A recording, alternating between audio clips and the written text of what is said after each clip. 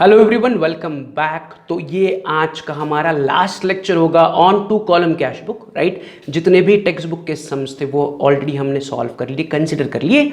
ये जो हमारा प्रैक्टिकल या इलस्ट्रेशन 4 था, नॉट प्रैक्टिकल, इलस्ट्रेशन नंबर 4 था, ये ऑलरेडी हमने 15 तारीख के ट्रांजैक्शन तक सॉल्व किया है, राइट। जहाँ पर रिटर्न चेक, नेहा का चेक रिटर्न आया था, यहाँ तक ऑलरेडी हम कर चुके हैं, डिस्कस कर चुके हैं, सॉल्व कर चुके हैं, राइट। इस क्वेश्चन में उन्होंने कहा है कि विदाउट नरेशन एंट्रीज करो, तो हम विदाउट नरेशन एंट्रीज कर रहे हैं, राइट।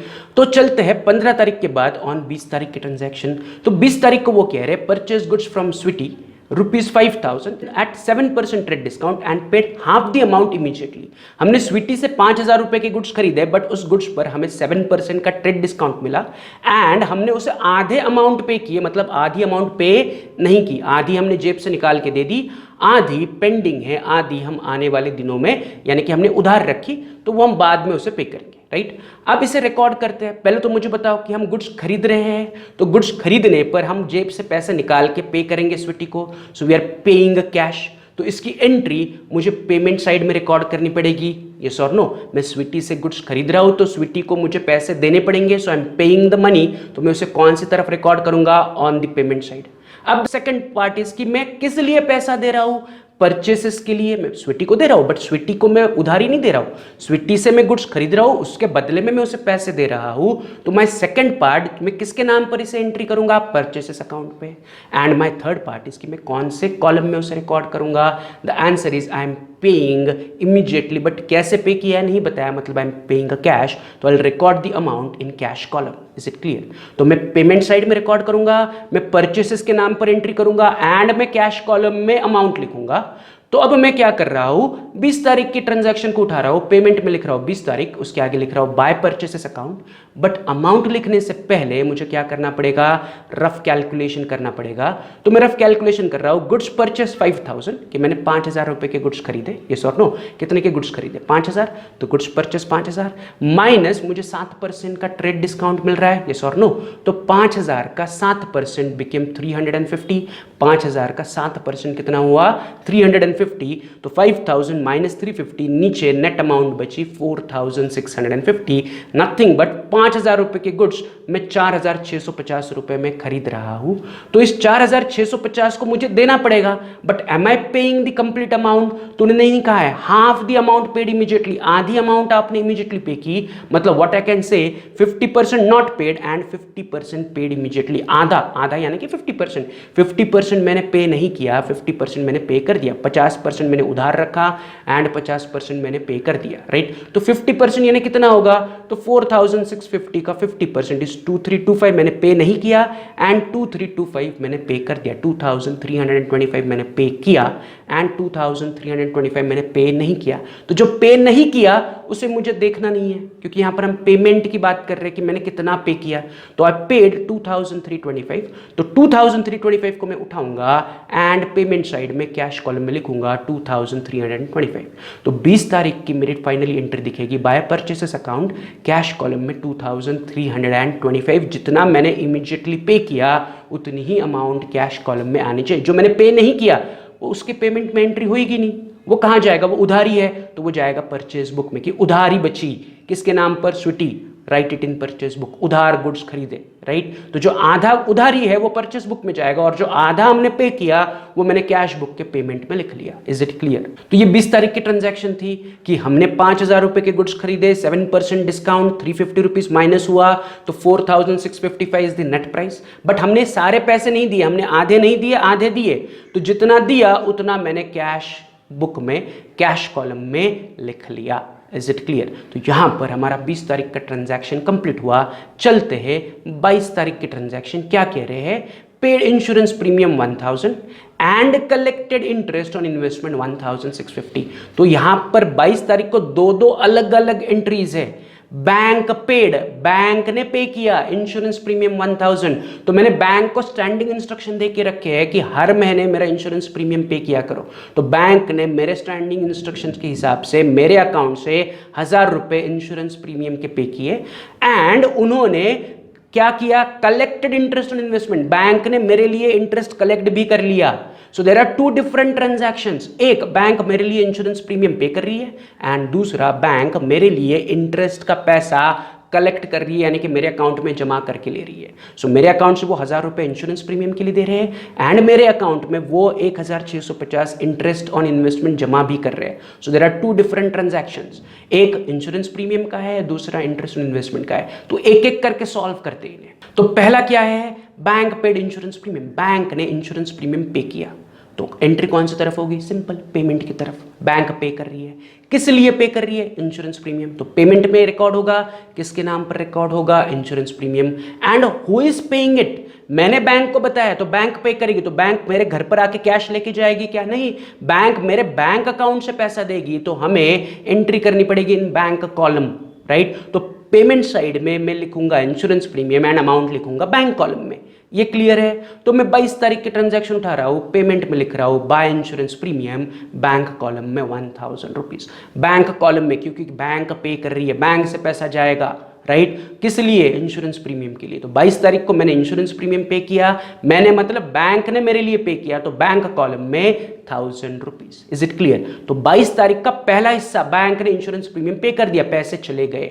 बट उसी ट्रांजैक्शन में आगे वो कह रहे हैं कि बैंक ने आपके लिए इंटरेस्ट भी कलेक्ट किया, collected interest on investment rupees 1650। Collected मतलब बैंक ने आपके अकाउंट में इंटरेस्ट के पैसे जमा किए, आपके कहीं पर कुछ इन्वेस्टमेंट्स है, उस इन्वेस्टमेंट पर आपको इंटरेस्ट मिल रहा है, बट वो घर पर आके आपको इंटरेस्ट नहीं दे रहे, वो आपके बैंक अकाउंट में जमा कर रहे हैं। तो बैंक ने ऑन योर बिहाफ इंटरेस्ट आपके अकाउंट में जमा कर दिया, मतलब नथिंग बट इंटरेस्ट के पैसे मेरे बैंक अकाउंट में आ रहे हैं, collected by bank. Collected by bank मतलब बैंक ने जमा किए, कहा मेरे बैंक खाते में जमा किए, किस चीज के पैसे, इंटरेस्ट के पैसे। तो माय फर्स्ट क्वेश्चन इज, हमें इंटरेस्ट के पैसे मिल रहे हैं, तो I will record it on the receipt side. कौन सी तरफ रिकॉर्ड करूंगा, रिसिप्ट्स की तरफ रिकॉर्ड करूंगा। किस नाम पर रिकॉर्ड करूंगा, तो मुझे किस चीज का पैसा मिल रहा है, इंटरेस्ट ऑन इन्वेस्टमेंट का पैसा मिल रहा है, तो इंटरेस्ट ऑन इन्वेस्टमेंट लिखूंगा, तो मैं रिसिप्ट्स में लिखूंगा, इंटरेस्ट ऑन इन्वेस्ट के नाम पे लिखूंगा। एंड अब मुझे बताओ कि कौन से कॉलम में मुझे एंट्री करनी पड़ेगी, तो किसने कलेक्ट किया इंटरेस्ट, बैंक ने, तो बैंक ये पैसा बैंक खाते में जमा करेगी, तो मुझे रिसिप्ट साइड में बैंक कॉलम में एंट्री करनी पड़ेगी। तो मेरे तीनों आइटम्स क्लियर है कि I have to record it on the receipt side, I have to name it as interest on investment and I have to record the amount in the bank column। तो मैं जो second part है 22 तारीख के transaction का उसको उठा रहा हूँ, रिसिप्ट्स में लिख रहा हूँ 22 तारीख to interest on investment, bank column में 1650, राइट। तो जो इंश्योरेंस के पैसे थे वो पेमेंट में चले गए, इंटरेस्ट के पैसे बैंक ने कलेक्ट किए वो रिसिप्ट्स में आ गए। तो ये मेरा 22 तारीख का दो ट्रांजैक्शंस थी। तो 22 तारीख को पेमेंट में भी एक एंट्री है, रिसिप्ट्स में, बट दो अलग अलग ट्रांजैक्शन है। So don't call it as a contra entry, एक ही ट्रांजैक्शन के दो हिस्से नहीं है, इंश्योरेंस प्रीमियम अलग एंड इंटरेस्ट कलेक्ट किया अलग। So don't call it as a contra entry. Contra entry क्या होता है, जब कैश बैंक में जाएगी या बैंक से कैश आएगी, राइट। यहां पर बैंक से इंश्योरेंस प्रीमियम जा रहा है एंड बैंक में इंटरेस्ट और इन्वेस्टमेंट का पैसा आ रहा है। Is it clear, right. तो ये हो गई हमारी 22 तारीख की ट्रांजैक्शन। 22 तारीख के बाद चलते हैं 24 तारीख की transaction. Cheque issued to Dhanraj was dishonour. हमने जो धनराज को चेक दिया था, हमने 7 तारीख, देखो आपके नोट्स में, देखो आपके टेक्स्ट बुक में, देखो 7 तारीख को इशूड चेक टू धनराज की एंट्री है, राइट। तो वही जो 7 तारीख का चेक हमने धनराज को इशू किया था वो डिसऑनर हुआ। Cheque issued to Dhanraj was dishonour. Dishonour मतलब क्या, कि उसका पेमेंट नहीं हो सका। तो हमने जब चेक इशू किया था धनराज को, तो मैंने पेमेंट में 7 तारीख को लिखा है by Dhanraj account bank column में 6000। अब जो चेक हमने इशू किया था, हमने धनराज को दे दिया, धनराज ने वो अपने बैंक में जमा किया, उसके बैंक ने हमारे बैंक के पास चेक भेजा, बट हमारे बैंक ने उस चेक को ऑनर नहीं किया, मतलब उस चेक का पेमेंट नहीं किया, मतलब धनराज को हमारे बैंक ने पैसे नहीं दिए। क्यों, वी डोंट नो, रीजन कुछ भी हो सकता है, हमारी साइन गलत थी, डेट गलत थी, या चेक पर अमाउंट सही नहीं लिखी थी, या मिसमैच था, तो एनी रीजन हो सकता है, कुछ भी रीजन हो सकता है। हुआ क्या, जो हमने धनराज को दिया हुआ चेक है, जो मुझे पेमेंट में दिख रहा है 7 तारीख को, इस चेक का पैसा धनराज को नहीं मिला। मतलब ये जो पेमेंट है, जो मुझे पेमेंट में दिख रहा है, आई have to cancel it out, कि ये पैसा गया ही नहीं बैंक से। यहां पर दिख रहा है कि बैंक से 6000 गए, बट एक्चुअल में वो चेक डिसऑनर हुआ, तो I have to cancel out this 7 तारीख का ट्रांजैक्शन। Getting it. जो हमने धनराज को चेक दिया, मैंने लिख लिया धनराज को चेक दिया, बट धनराज को इस चेक के पैसे मिले क्या, आंसर इज नो। आज 24 तारीख को हमें पता चला कि जो चेक हमने धनराज को दिया था वो बैंक ने डिसऑनर किया, मतलब बैंक ने धनराज के चेक का पेमेंट रिजेक्ट किया, नहीं किया, राइट। तो what I have to do is कि जो मैंने चेक दिया था धनराज को वो मुझे कैंसिल करना पड़ेगा, मतलब जो 7 तारीख की एंट्री बाय धनराज अकाउंट है आई have to cancel it out. But accounting में हम ऐसे कैंसिल आउट नहीं कर सकते, इसे कैंसिल करने के लिए I have to reverse it, मुझे क्या करना पड़ेगा, उसे रिवर्स करना पड़ेगा। एंड कौन सी तरफ लिखना पड़ेगा, रिसिप्ट तरफ। तो धनराज की चेक की एंट्री मुझे रिवर्स करनी पड़ेगी, धनराज को चेक देने की एंट्री रिवर्स करनी पड़ेगी। धनराज को चेक दिया 7 तारीख को, मैं रिवर्स कब करूंगा, 24 तारीख को, अकॉर्डिंग टू टुडेज डेट कि आज मुझे पता चला कि चेक डिसऑनर हुआ, तो मैं डेट में 24 तारीख लिख रहा हूं। वहां पर मैंने लिखा था बाय धनराज अकाउंट, यहां पर मैं लिखूंगा टू धनराज अकाउंट। वहां पर बैंक कॉलम में 6000 था, यहां पर भी बैंक कॉलम में 6000। I am just reversing it, मैं अपोजिट नहीं कर रहा हूं, मैं उल्टा नहीं कर रहा हूं, मैं मिरर इमेज नहीं बना रहा हूं, I am reversing it. By Dhanraj की जगह टू धनराज, 6000 बैंक में थे, यहां पर भी 6000 बैंक में है। Is it clear? सो मैंने क्या किया, जो धनराज को चेक दिया था वो डिसऑनर हुआ तो मैंने उसे रिवर्स कर दिया, एंट्री को मैंने कैंसिल किया by reversing it. Is it clear? तो 24 तारीख को मेरी एंट्री इस प्रकार दिखेगी, to Dhanraj account, bank column में 6000, नथिंग बट जो चेक इशू करने की एंट्री थी उसको मैंने इस तरफ लिख लिया, सिर्फ चेंज क्या हुआ, डेट चेंज हुआ क्योंकि डिसऑनर आज हो रहा है तो 24 तारीख लिखा, बाय के जगह बस 2 आ गया, बाकी एवरीथिंग इज सेम। धनराज को दिया हुआ चेक मैंने रिटर्न कर दिया, रिवर्स कर दिया। Is it clear? कैंसिल कर दिया। तो ये मेरी होगी डिसऑनर की एंट्री, यानी कि 24 तारीख को वो कह रहे थे cheque issue to Dhanraj was dishonour, तो चेक इशू किया था 7 तारीख को, डिसऑनर हुआ तो I have to reverse it, मुझे एंट्री को कैंसिल करना है बाय रिवर्स एंट्री, तो मैं रिवर्स एंट्री कर रहा हूँ। धनराज पहले क्रेडिट में था, अब धनराज डेबिट में आ गया, अमाउंट पहले बैंक में थी अभी भी बैंक में है। Is it clear? तो यहाँ पर हमारी 24 तारीख की एंट्री कंप्लीट हुई। चलते हैं ऑन 26 तारीख, Gupta store directly deposited into our bank account 7500। Very simple, Gupta store नाम का आपका कोई कस्टमर है, उसने डायरेक्टली आपके बैंक अकाउंट में जाके पैसे जमा किए, तो it is very simple. Gupta store के नज़दीक हमारी बैंक थी, वो बोला अरे मुझे आपको पैसे देने, मैं आपके बैंक में जाके पैसे जमा कर रहा हूँ, आप बाद में चेक करो। तो हमने चेक किया तो 26 तारीख को हमें पता चला कि गुप्ता स्टोर ने हमारे अकाउंट में पैसे जमा किए, हमारे बैंक अकाउंट में पैसे आए, यस और नो। तो इसकी एंट्री कौन सी तरफ करनी पड़ेगी, रिसिप्ट्स में। हमारे बैंक अकाउंट में पैसा आ रहा है, कौन जमा कर रहा है, गुप्ता स्टोर। तो रिसिप्ट्स में एंट्री करूंगा, किसके नाम पर, गुप्ता स्टोर के नाम पर। एंड अमाउंट कौन से कॉलम में लिखूंगा, इन द बैंक कॉलम, क्योंकि गुप्ता स्टोर ने जाके हमारे बैंक खाते में डायरेक्टली पैसे जमा किए, तो हमारे बैंक में पैसे आए, किसने दिए, गुप्ता स्टोर ने दिए। तो मैं रिसिप्ट्स में लिखूंगा 26 तारीख to Gupta store account, bank column में 7500, 7500 रुपए मुझे गुप्ता स्टोर से मिले। Is it clear? तो गुप्ता स्टोर ने हमारे बैंक खाते में डायरेक्टली पैसे जमा किए, तो मैंने रिसिप्ट्स में लिखा गुप्ता स्टोर से पैसे आए, बट कहां जमा हुए, बैंक कॉलम में, इसलिए अमाउंट चली गई बैंक कॉलम में 7500। Again no need of narration. चलते हैं 30 तारीख एंड आखिरी ट्रांजैक्शन, इस पर 4 स्टार मार्क करो, 4, 5, 10 स्टार मार्क करो, इट इज़ वेरी इंपॉर्टेंट। ये हमने किसी भी क्वेश्चन में अभी तक नहीं किया है, पहली बार आया और आखिरी बार है, तो इसको आपको बार बार रिवाइज करना है।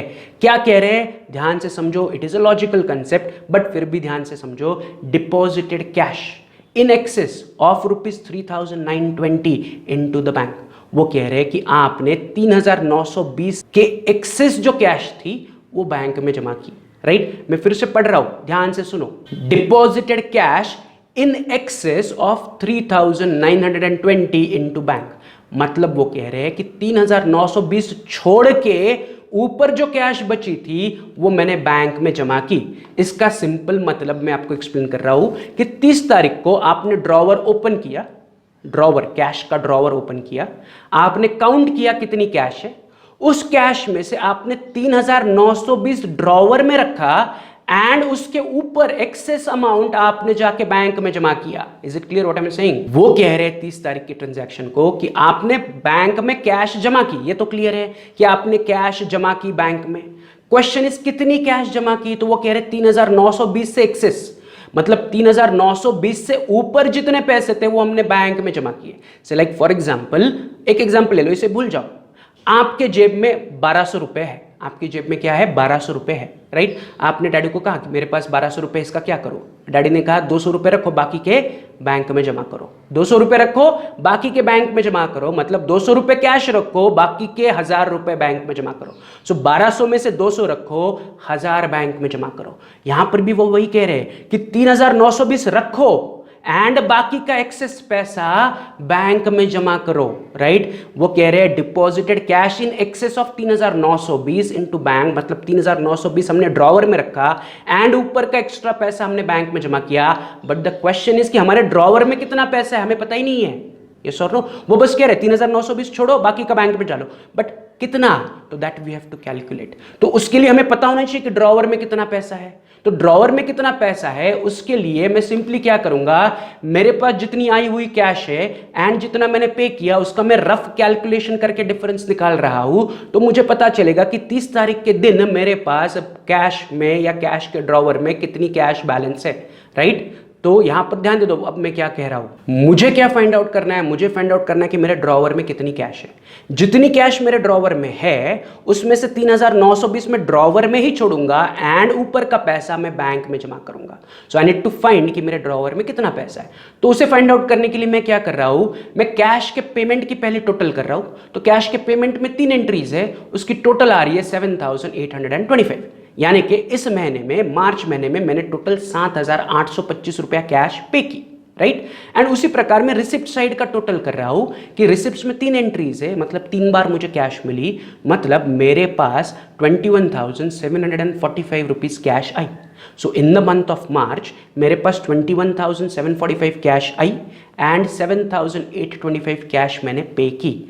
इतनी कैश आई और इतनी कैश पे की, तो simple logic is 21,745 I minus 7,825 गई, तो मेरे पास कितना बचा है, तो इन दोनों का डिफरेंस मेरे ड्रॉवर में होना चाहिए। अगर मेरे पास 21,745 आए जिसमें से मैंने 7,825 पे किए, तो मेरे पास कितना बचा है, वो मुझे एक सिंपल कैलकुलेशन से मिल जाएगा। That is cash balance on 30th March is 21,745 minus 7,825। अगर आप डिफरेंस निकालोगे तो वो आ रहा है 13,920 कि 21,745 पैसे आए, उसमें से 7,825 मैंने पैसे खर्च किए, तो इतना आया इतना गया, तो उनका डिफरेंस मेरे जेब में, मेरे ड्रॉवर में 13,920 है। तो अगर मैं ड्रॉवर खोल के देखूंगा तो मेरे ड्रॉवर में 13,920 रुपए बाकी है। अब इस 13,920 में से उन्होंने क्या कहा कि 3,920 से ऊपर जितना बचेगा उतना बैंक में जमा करो। तो nothing but cash deposited into bank is, मेरे पास अवेलेबल वैल्यू है 13,920 माइनस मुझे कितना नीचे छोड़ना है 3,920, तो nothing but I have to deposit 10,000 into bank. तो मुझे बैंक में 10,000 रुपए जमा करने हैं। Is it clear? 30 तारीख के ट्रांजैक्शन वो आपको कह रहे कि 3,920 रुपया छोड़ के बाकी जितना कैश था आपने बैंक में जमा किया। तो ड्रॉवर में था कितना, तो ड्रॉवर में थे 13,920, 13,920 वॉज इन माई ड्रॉवर। कैसे पता चला 13,920 वॉज इन माई ड्रॉवर, तो 21,745 आए, 7,825 गए, मतलब मेरे ड्रॉवर में 13,920 होने चाहिए। आउट ऑफ 13,920, 3,920 मैंने ड्रॉवर में ही रखा एंड उसके एक्सेस में जितनी अमाउंट थी, तो उसकी एक्सेस में कितनी अमाउंट थी 10,000 मैंने बैंक में जमा की। So on 30th nothing but 10,000 rupees उठा के मैंने बैंक में जमा किए। तो ये 10,000 का कैलकुलेशन है। उन्होंने नहीं बोला, उन्होंने बोल रहे 3,920 से ऊपर जितना पैसा था वो बैंक में जमा किया। So excess amount of 3,920 which is coming to 10,000 rupees. तो सिंपली मैं क्या कर रहा हूँ, बैंक में 10,000 रुपया कैश जमा कर रहा हूँ। सो मैंने जेब से 10,000 रुपये निकाले या ड्रॉवर से 10,000 रुपये निकाले एंड बैंक अकाउंट में जमा किए। सो मैं कैश बैंक में जमा कर रहा हूँ। तो again it has to be a contra entry, मतलब मुझे कैश जाने की एंट्री करनी है एंड बैंक में पैसा आने की भी एंट्री करनी है। So I have to record it on the both the sides of receipt and payment account, right. तो पहला मैं क्या कर रहा हूँ, कैश जाने की एंट्री कर रहा हूँ। ऑलवेज फॉलो कैश फर्स्ट जब भी कॉन्ट्रा एंट्री होगी। कितनी कैश मैं बैंक में जमा कर रहा हूँ 10,000, राइट। तो मैं कैश लेके बैंक में जा रहा हूँ तो कैश इज गोइंग आउट, तो मैं उसे पेमेंट में रिकॉर्ड करूंगा, यस और नो। एंड मैं कैश दे रहा हूँ तो कैश कॉलम में लिखूंगा एंड किसके नाम पर लिखूंगा, बैंक कॉलम। तो वही रेगुलर हमारा कॉन्ट्रा एंट्री है। तो 30 तारीख की ट्रांजैक्शन में उठा रहा हूँ, मैं पेमेंट में आ रहा हूँ, लिख रहा हूँ 30 तारीख, लिख रहा हूँ by bank account, cash column में 10,000, राइट, कि मैंने बैंक में जमा किए, कैश से 10,000 गए, कैश से 10,000 गए, कहां गए, बैंक में गए। Is it clear? एंड अब इसी ट्रांजैक्शन का मुझे क्या करना है, कॉन्ट्रा एंट्री करना है, यानी कि बैंक में पैसा जमा होने की एंट्री करनी है। तो मैं रिसिप्ट साइड में आ रहा हूं, फिर से लिख रहा हूं 30 तारीख। 30 तारीख कहां से पैसे आए बैंक में, कैश, तो I am writing to cash account. And पैसे कौन से कॉलम में जमा हो रहे हैं, बैंक, तो मैं बैंक कॉलम में लिख रहा हूं 10,000।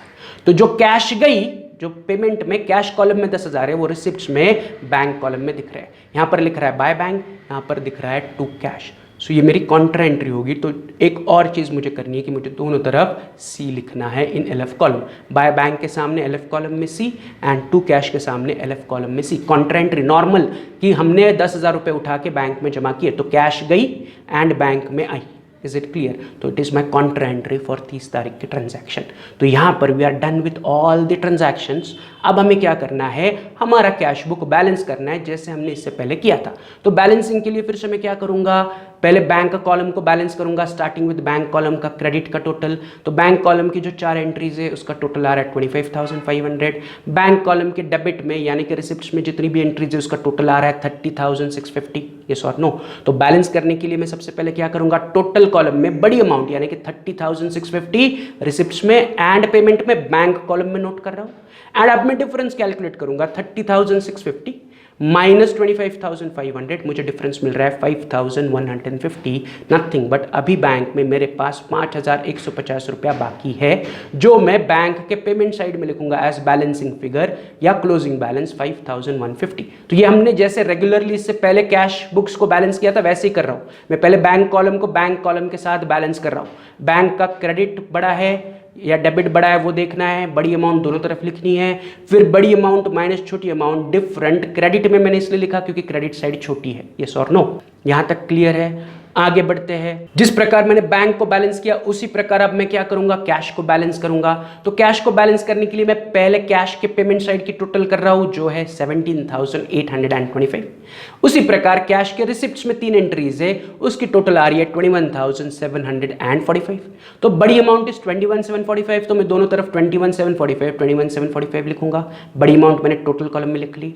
अब बड़ा दैट इज 21,745 माइनस छोटा 17,825 मैं डिफरेंस कैलकुलेट करूंगा 21,745 minus 17,825 is equal to 3,920। So my difference of cash is 3,920।